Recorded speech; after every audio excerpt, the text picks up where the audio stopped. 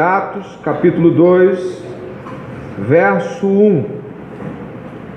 Ao cumprir-se o dia de Pentecostes, estavam todos reunidos no mesmo lugar. De repente, veio do céu um som como de um vento impetuoso, e encheu toda a casa onde estavam sentados. E apareceram, distribuídas entre eles, línguas como de fogo, as quais pousaram sobre cada um deles. Todos ficaram cheios do Espírito Santo e começaram a falar em outras línguas, segundo o Espírito lhes concedia que falassem. Estavam morando em Jerusalém judeus, homens piedosos, vindos de todas as nações debaixo do céu. Assim, quando se fez ouvir aquela voz, afluiu a multidão, que foi tomada de perplexidade, porque cada um os ouvia falar na sua própria língua.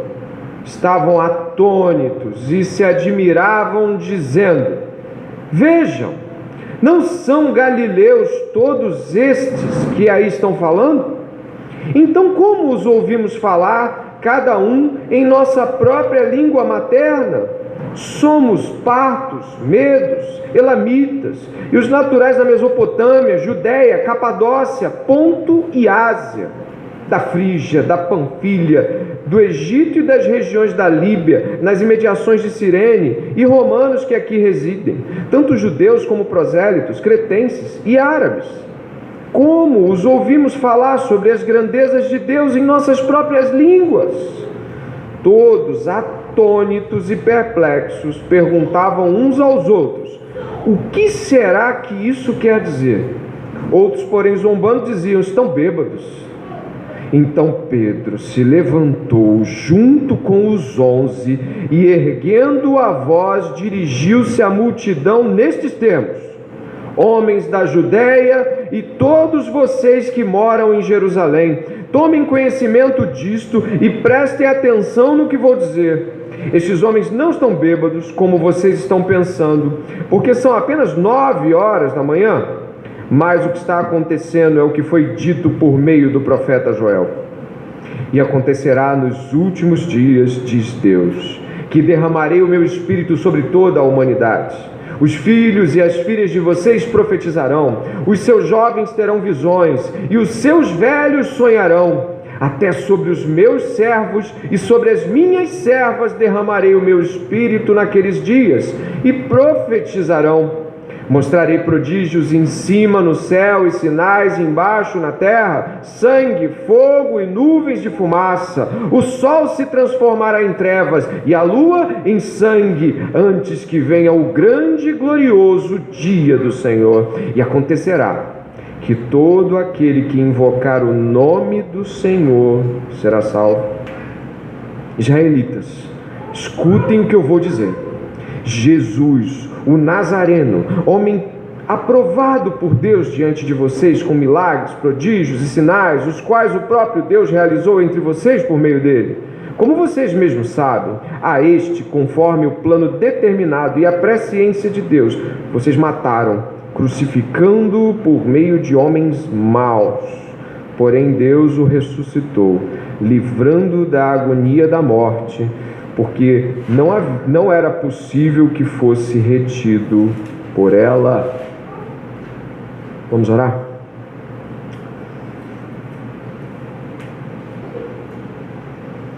Pai, seu reino, tua glória e grandeza são essa noite reverenciados. E em nome do teu Filho Jesus nos achegamos a ti em oração. Está aqui sobre nós o Espírito Santo, que toca os corações, que reparte as línguas. O Espírito Santo que expande o reino. Ó Senhor, derrama sobre nós o teu Espírito, de tal forma que venhamos a compreender as Escrituras, não apenas como um fato no passado, mas como o presente sobre nossas vidas. Perdoa os nossos pecados em nome de Jesus e pelo sangue de Jesus nos purifica. Marca o nosso coração essa noite. Marca a nossa vida essa noite. Com a Tua palavra, marca a nossa vida. Em nome de Jesus. Amém.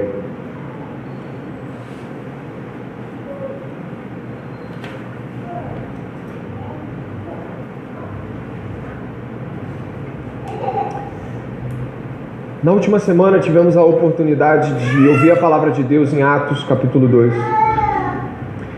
E podemos observar de que modo o Espírito Santo entra naquele lugar onde 120 pessoas estão reunidas.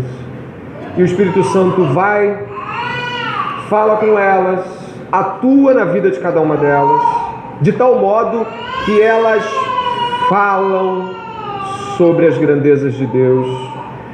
Línguas de fogo caem sobre eles. As palavras que saem da boca daqueles homens ecoam, como a gente pode ver aqui, diante de todas aquelas pessoas, provavelmente pessoas que estão ali no pátio do templo. Há pesquisadores dizendo que isso foi um dado clássico de você sair do cenáculo e continuar profetizando, não apenas ali no cenáculo, mas descendo e diante do pátio. E estamos aqui diante não apenas de mais um fato histórico grandioso das Escrituras, mas estamos diante de mais um passo naquilo que Jesus quer fazer nas nossas vidas. Eu nunca imaginei que um sermão fosse apenas um acúmulo de conteúdo bíblico, onde eu agrego conhecimento bíblico além daquilo que eu já sabia. Creio que Deus escolheu as pessoas dessa noite. Creio que Deus as trouxe aqui. Creio que Deus as preparou para ouvir as coisas que vão ouvir. Então não acredite de forma alguma que o pregador está querendo emocionar você, mas conscientizar de que, assim como as palavras de Pedro dizem que Jesus foi torturado, morto, como Deus havia predeterminado, nós também podemos crer que essa noite já foi escrita por Deus para que acontecesse com as pessoas que estão aqui e aquelas que ainda podem vir. Então, por favor, que o seu coração esteja não apenas disposto a assumir um compromisso com o conteúdo da Bíblia, mas com a vida através do Espírito Santo. Quando lemos Atos capítulo 1, verso 8, a gente lê assim, de que Jesus, um pouquinho antes de subir, disse que aqueles homens seriam suas testemunhas. Jerusalém, Judéia, Samaria e até o quê? Os confins da terra. Há uma afirmativa ali acerca da obra missionária que iria acontecer. Eu já preguei em culto de missões, muitas vezes em cultos de origem missionária, ou pelo menos proposta missionária, e eu já preguei sobre Atos 1:8, eu já preguei sobre Mateus 28, 19 e 20, e geralmente quando nós estamos falando sobre esses textos bíblicos, talvez o nosso coração faça algumas arguições antes de assumirmos uma postura. Às vezes a gente faz perguntas sobre o texto. Por exemplo, em Atos 1:8, talvez algumas perguntas que você possa fazer são: será Atos 1:8 uma fala para aqueles 120? Será que Atos 1:8 está apontando que aqueles 120 que estão ouvindo ali, aqueles 12 mais aqueles homens, estão ouvindo que eles vão ter de ir para fora? Talvez na sua mente possa assim: poxa, eu acho que é para eles. Será que essa fala é para o primeiro tempo, onde aquelas pessoas estavam ainda desbravando os caminhos com o Evangelho? Ou seja, será que a tua mente pode conjecturar, pode ser que seja aquilo para aquele tempo, onde o Evangelho era desconhecido e, portanto, as palavras que aqui ecoam têm um aspecto temporal. Elas são verdadeiras, elas são justas, mas elas são para aquele tempo. Então, essas reflexões sobre se aquelas palavras são para aqueles homens apenas, ou para aquele tempo apenas, elas são possibilidades também do nosso coração, ao ouvir Atos 1:8, considerar algumas coisas. Considerar, por exemplo, que alguns sentimentos no nosso coração impedem que a gente faça uma leitura literal dali. Deixar tudo das missões, aí chamamos de missões transculturais, missões que vão além da cultura a qual eu pertenço, elas vão adiante, elas vão para fora e vamos chamar transculturais, essas missões transculturais, elas nos deixam um pouco com medo. Nós não temos medo de assumir, talvez, ou não tanto, um emprego fora do país. Nós não temos tantos medos quando uma empresa multinacional nos convoca para uma possibilidade em Boston, em Chicago ou em Londres. A gente até fica vislumbrado com a ideia de que uma empresa do exterior está nos chamando. Se é uma multinacional, vai nos dar a possibilidade de moradia, sustento, alimentação. A gente vislumbra convites grandiosos assim, e eu não vou minimizá-los, eles são grandiosos sim. A gente também pensa que missões transculturais nos dão algum tipo de medo, pelo fato de que elas nos trazem uma certeza de que se foi Deus quem me chamou, pode ser que eu não volte. E isso passa pela cabeça de um missionário ou de alguém que olha para um texto transcultural e fala: se Deus chamou mesmo e eu for, não há garantias que eu volte. Não há. Também temos alguns medos de coisas que podem acontecer indo para uma missão transcultural, como, por exemplo, não ter o sustento, a igreja deixar, e muitas igrejas deixam os seus missionários ao léu. A gente fica pensando, será, e aí eu vou dizer aqueles aqui que estão, a maioria talvez, será que eu me caso? Será que eu vou ter tempo para pensar em casamento? E eu queria tanto me casar. Será que eu vou ter tempo para pensar em estudar? E eu queria tanto estudar. As missões transculturais, elas têm um certo ar de nobreza, mas ao mesmo tempo evocam medos profundos em quem está lendo textos sobre Deus te chama. Às vezes nossa mente se pega tentando lutar, inclusive, contra momentos onde nós nos sentimos inclinados a partir. Portanto, essa flexibilização do ID, ela não começa na pregação ou na ausência dela, mas na própria leitura que fazemos desses textos. Nós lemos eles e colocamos algumas coisas que acreditamos que precisam acontecer antes que alguém como eu vá. Está entendendo? Eu coloco algumas pré-condições, e essas pré-condições, elas estão num lugar onde eu acredito que preste atenção, eu acredito que se Deus me chamasse para fora, algumas coisas já teriam que ter acontecido. Aí você diz assim, essa e essa. Incrivelmente, criamos nós as condições para missões transculturais. Eu não quero dizer com isso que enquanto nós nem estamos pensando nessas missões, Deus já não está fazendo e pensando por nós. Isso eu não quero dizer. Eu não quero dizer, por exemplo, que o fato de que a gente flexibiliza o pensamento sobre missões para fora se deva ao fato de que enquanto a gente não pensa, Deus não está pensando. Deus já está trabalhando desde a eternidade em missões. Portanto, na mente de Deus, missões é fato e vai acontecer. Mas muitas vezes, quando a Bíblia nos encoraja a fazer missões transculturais, nós estabelecemos condições para que elas aconteçam. Mas, incrivelmente, quando a Bíblia apresenta missões transculturais, ela não mostra a condição do mapa e do roteiro pronto. É como se fosse assim, a Bíblia não nos dá um mapa de como tudo vai acontecer. Nesse caso, para missões assim, a Bíblia parece mais uma bússola do que um mapa pronto. E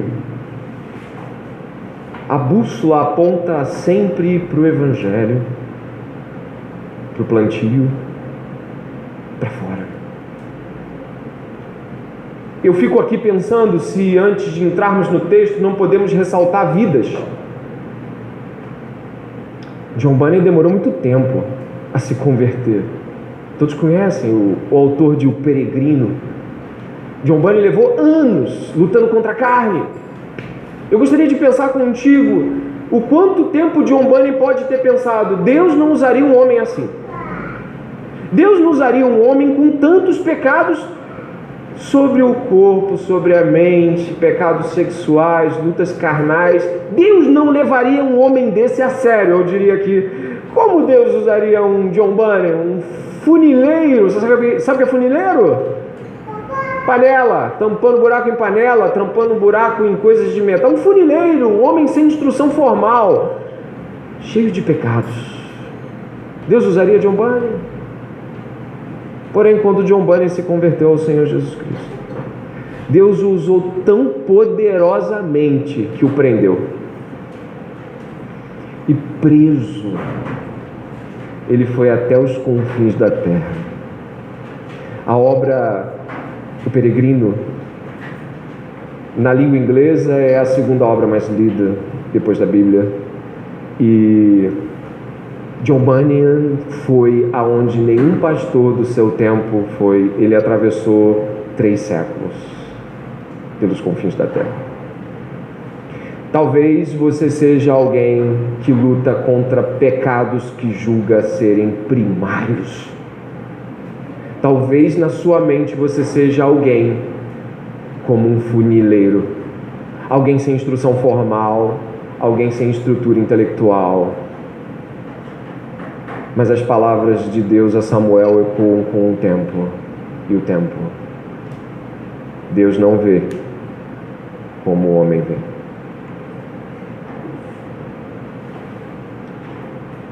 E John Bunyan e a sua voz continuam ecoando. Na década de 1920, a família de um pregador itinerante com 4 filhos, Fred e Clara, pregavam para os seus filhos assim, insistentemente aos seus 4 filhos, 2 meninos e 2 meninas: a vida é sobre Cristo, a vida é sobre Cristo, é sobre isso. Ela trabalhava e ele também, só que ele decidiu pregar ajudando uma chamada Igreja dos Irmãos nos Estados Unidos. Insistentemente, todos os dias, essa família bíblica insistia em pregações, culto no lar, e dizia aos seus filhos: é sobre Bíblia, é sobre Cristo, é sobre missões, é sobre Bíblia, é sobre Cristo, é sobre missões. Então o filho do meio começou a entender isso com profundidade, pasme, aos 6 anos de idade. 6 anos, uma família genuinamente bíblica. Ele foi para o ensino fundamental, ou o ensino secundário, que seria o nosso ensino médio, e ele era o melhor orador da escola. E ele usava da sua oratória para pregar publicamente em discursos que a própria escola falava assim: vai você, porque você é o nosso representante. E ele sempre tinha um discurso completamente encharcado das escrituras. Seus professores chegavam a dizer: você nos representa, você fala muito bem, jovem. Os professores eram fãs dele. Ele discursou pela escola na morte de Franklin Delano Roosevelt, e a escola ficou conhecida pelo discurso desse jovem. Ele continuou e foi para a universidade em Seattle. Lá, ele escreveu uma carta após as notas do primeiro semestre, onde dizia assim: pai, mãe, essas são minhas notas. Como vocês podem ver, elas não estão boas, mas eu não arredo o pé de que eu estude a Bíblia diligentemente e sem remorso vos escrevo: estas são minhas notas. Lá ele conheceu uma jovem e ele a amou. Foi até os pais dela e, após algumas semanas de oração, disse para os pais: eu não vou poder ter nenhuma responsabilidade com a sua filha enquanto Deus não me enviar para onde Deus tem que me enviar. Incrivelmente, Deus enviou. Então, anos depois, ele, na faculdade, decidiu aprender grego, porque o lugar para onde ele ia era um lugar onde ele gostaria de traduzir as escrituras para aquela tribo. Então, ele estudou o grego com esse propósito. e ele foi para o Equador. Quando Deus havia dado para ele a direção de que era ali que ele tinha que ficar, Elizabeth casou-se com ele.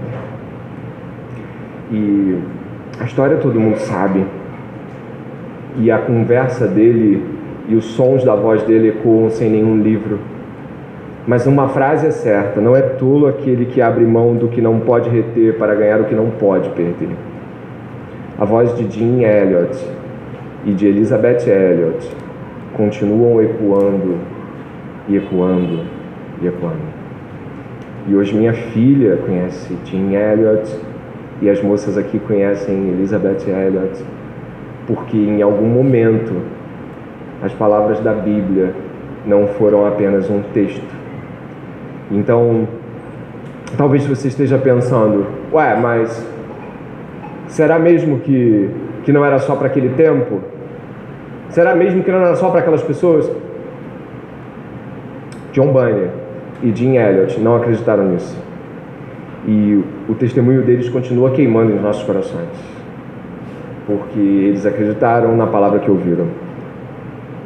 No verso 5, aí mesmo onde você está: estavam morando em Jerusalém judeus, homens piedosos, vindo de todas as nações debaixo do céu. Assim, quando se fez ouvir aquela voz, afluiu a multidão, que foi tomada de perplexidade, porque cada um os ouvia falar na sua própria língua. Estavam atônitos e se admiravam. Vejam, não são galileus todos esses que aí estão falando? Então, como os ouvimos falar, cada um de nós, na nossa própria língua materna? O envio missionário só aconteceria 5 anos mais tarde, após aquele momento triste e ao mesmo tempo icônico da morte de Estevão, onde pessoas foram lançadas para o lado de fora, e o envio oficial missionário talvez 7, 8 anos depois, onde os primeiros passos para fora de Pedro estavam sendo tomados. Mas Deus ali deu uma prova para aqueles homens de como seria a reação das pessoas ao ouvirem as grandezas de Deus. Naquele momento ali, Deus lhes mostra uma prova. Deus ali chancela a sua palavra em Cristo, onde todas as nações ali do mundo conhecido estavam reunidas. E o que lhe chama a atenção, representantes de quase todas, o que lhe chama, qual é a perplexidade deles? É quando, ao ouvirem as grandezas de Deus, as reconhecem em sua língua de pátria terrena, em sua língua local. Os comentaristas apontam aqui que em sua língua vernacular étnica, ou seja, na tribo do cara. O cara ouviu aquilo pela primeira vez na voz de alguém que ele nunca imaginou que ia abrir a boca para falar além de hebraico ou grego.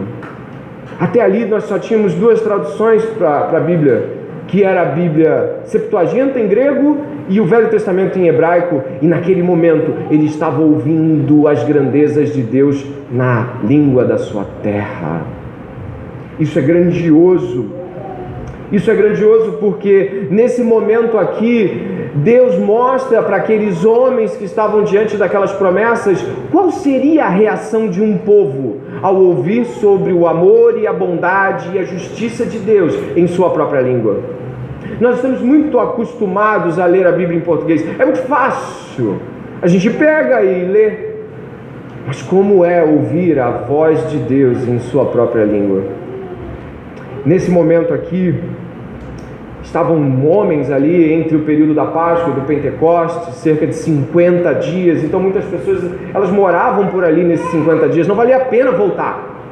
E Deus naquele tempo lhes deu uma prova. É uma antecipação de qual seria o resultado desse id missionário. Talvez você pense assim: puxa vida, grandioso isso. Sim, muito.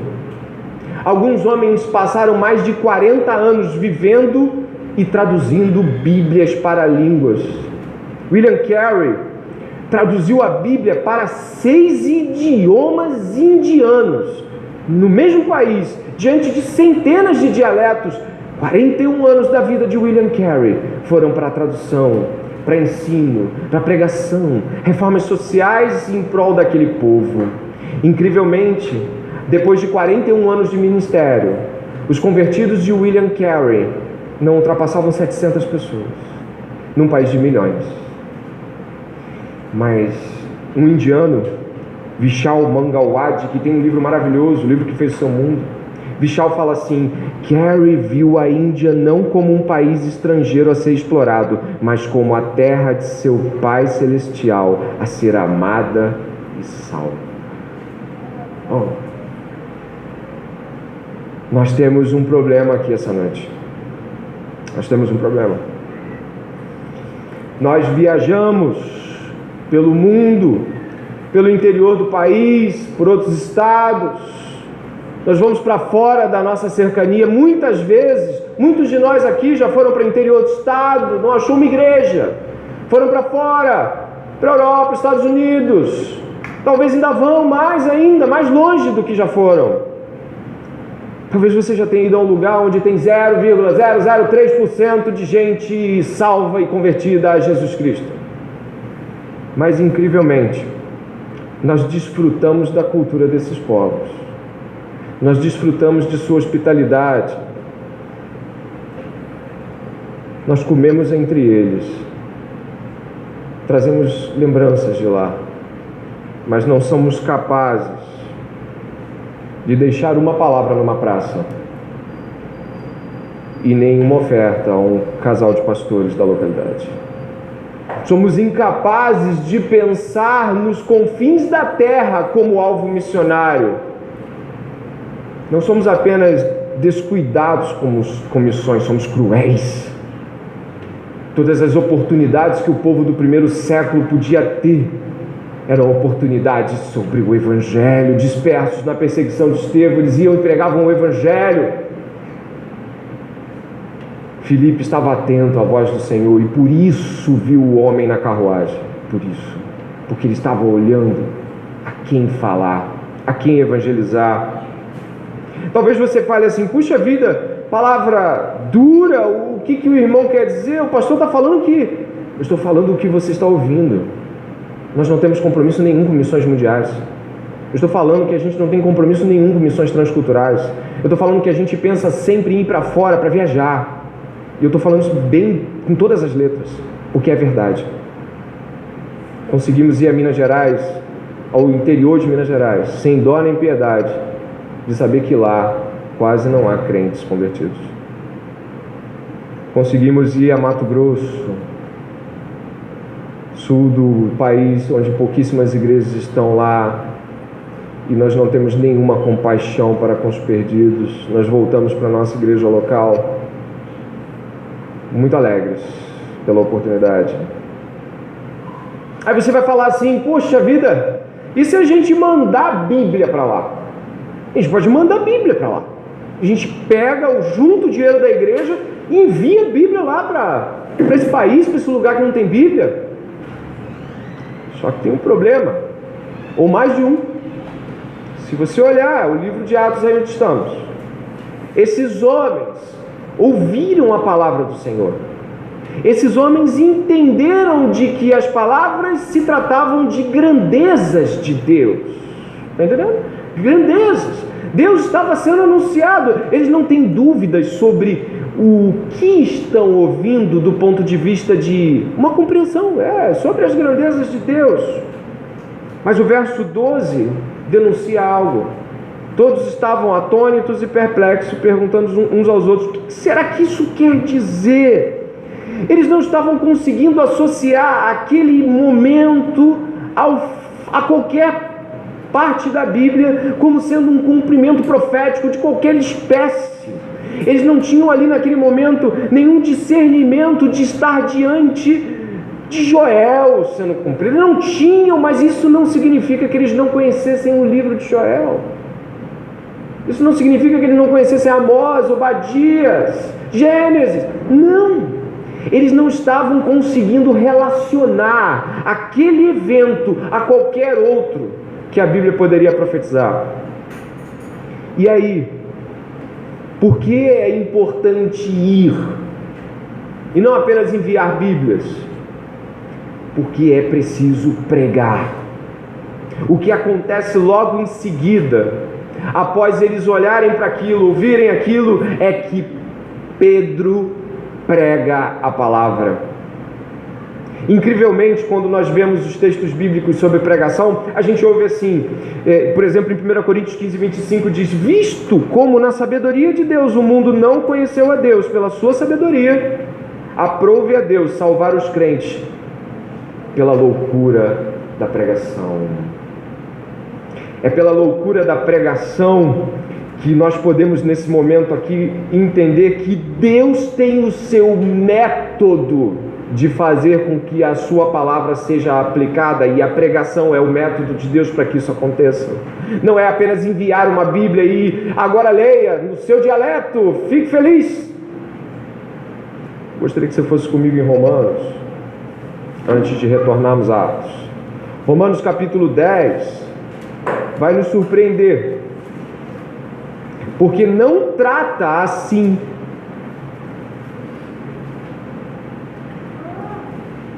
Romanos capítulo 10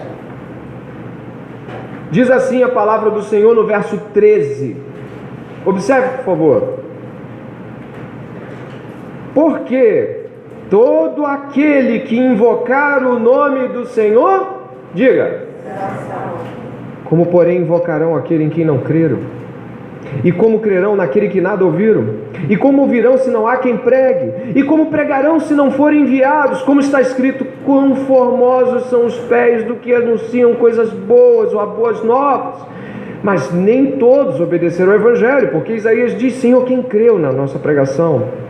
E assim, a fé vem pelo ouvir, e o ouvir pela palavra de Cristo. Preste atenção, porque talvez você nunca tenha percebido com estes olhos, mas o verso 13, que começa aí a afirmação de Paulo sobre pregar, sobre ir, sobre ser enviado. O verso 13 é o final da fala de Pedro. Atos 2, 21, eu peço que você vá lá e observe que Paulo e Pedro estão afirmando sob o mesmo texto duas verdades. 2:21, Atos 2:21, e acontecerá que todo aquele que invocar o nome do Senhor será salvo. E daí Paulo continua: como invocarão se não há quem pregue? Como vão sem crer? Como é que vai ter enviado? Se você não envia, quem vai crer? Se você não vai, quem vai ouvir? Aí você percebe que os dois estão falando a mesma coisa. Existe salvação para os povos, mas ela precisa da pregação do Evangelho. E aí está a nossa dificuldade. Nos comprometemos verbalmente, nos comprometemos orando, mas não indo. E existem problemas sobre isso, sim.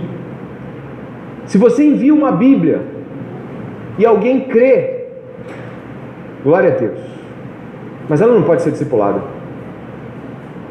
E Mateus 28 diz: ide por todo mundo, e nesse ide tem a todas as nações, e nesse ide tem fazei o quê?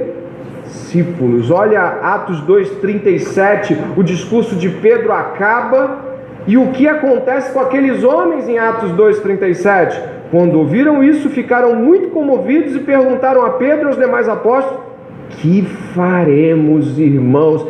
Deus espera que a gente vá, porque indo a gente prega, e pregando a gente batiza, que é o que vai acontecer agora. Milhares de batizados. Discipule pessoas, cuide, plante igrejas.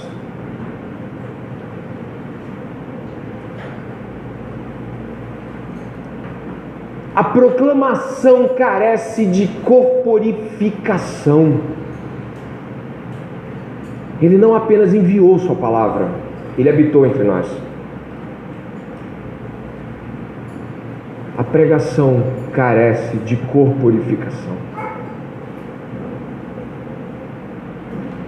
Ele não apenas habitou entre nós, mas plantou igreja entre nós. Ele não apenas plantou igreja entre nós, mas Ele morreu entre nós, sofreu por nós, conosco. Mas como dizer essas palavras a quem olha as missões transculturais, colocando-lhes todos os seus impedimentos pessoais? E ela é algo tão fora da agenda, tão fora, tão longe do contexto de uma igreja local, em que eu só penso em fazer isso, ou por uma companhia missionária, ou se a igreja me enviar.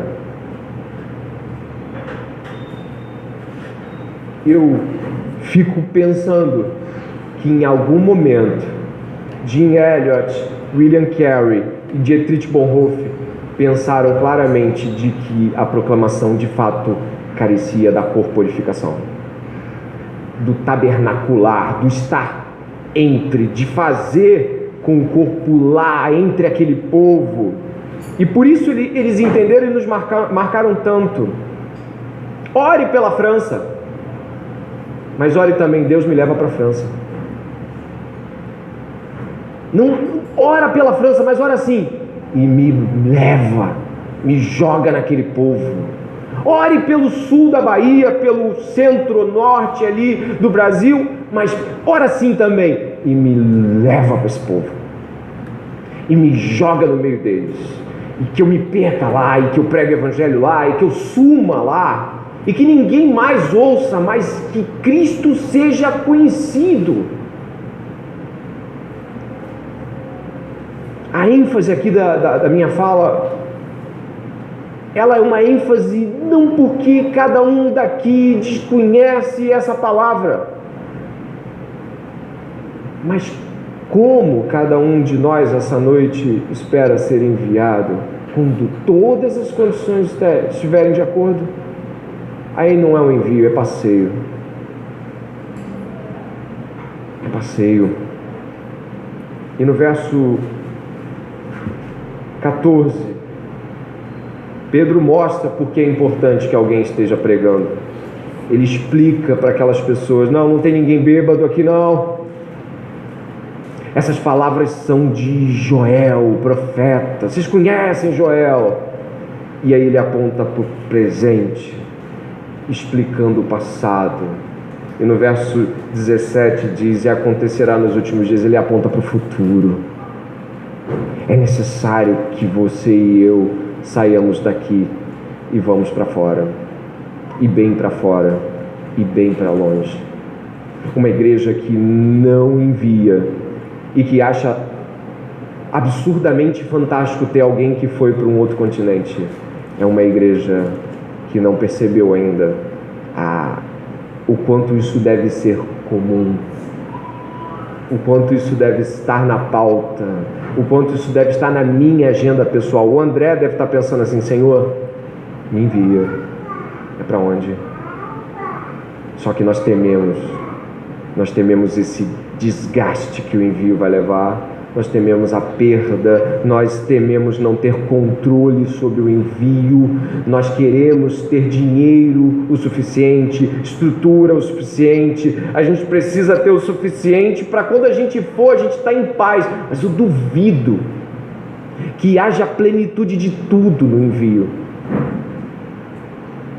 Os relatos que nós encontramos nunca são assim, e nós nos iludimos a nós mesmos. Os relatos nunca são de que estava tudo perfeito.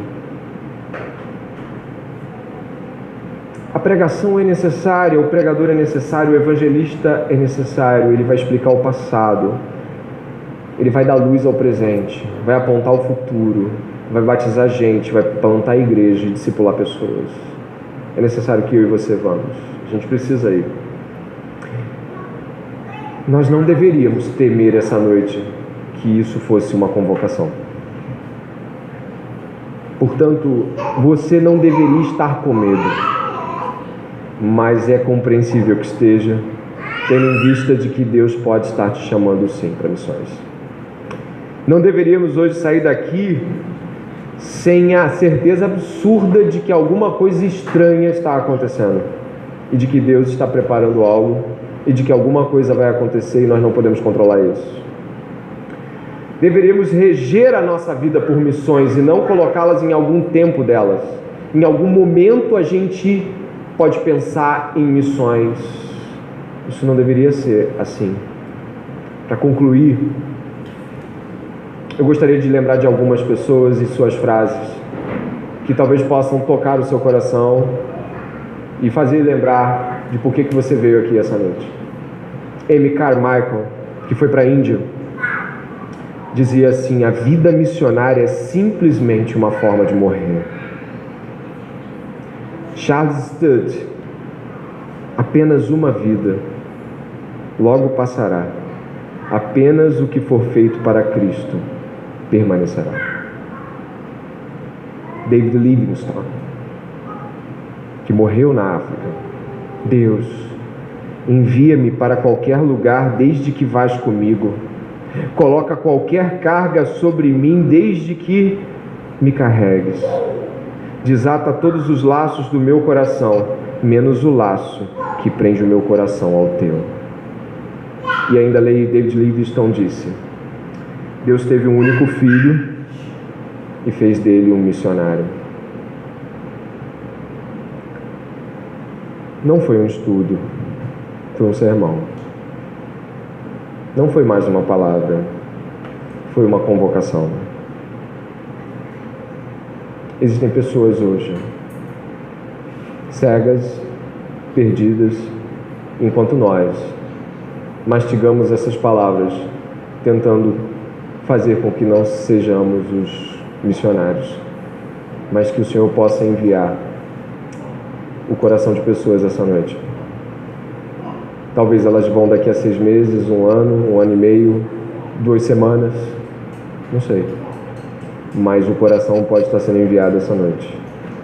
A inquietação pode estar acontecendo esta noite. Lembre-se das palavras de Paulo: como ouvirão se não há quem pregue? Ore comigo, por favor. Pai, em nome de Jesus Cristo,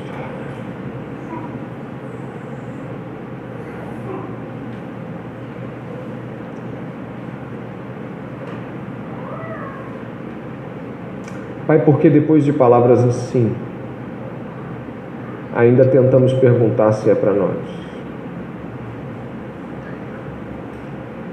Como dizer, Deus, de que um trecho da Bíblia não se aplica à minha vida? Essa noite, Deus, eu peço em nome de Jesus que o Senhor, pela Tua graça, pela Tua bondade, pelo Teu amor, incomode pessoas aqui e a própria igreja local a não considerarem as missões transculturais apenas uma possibilidade, mas uma urgência. Deus, que corações aqui essa noite parem de lutar na tentativa de manter os laços com seu próprio chão, se já foram encomendados por uma tribo, língua ou nação. Não nos deixe lutar essa noite contra será que é para mim?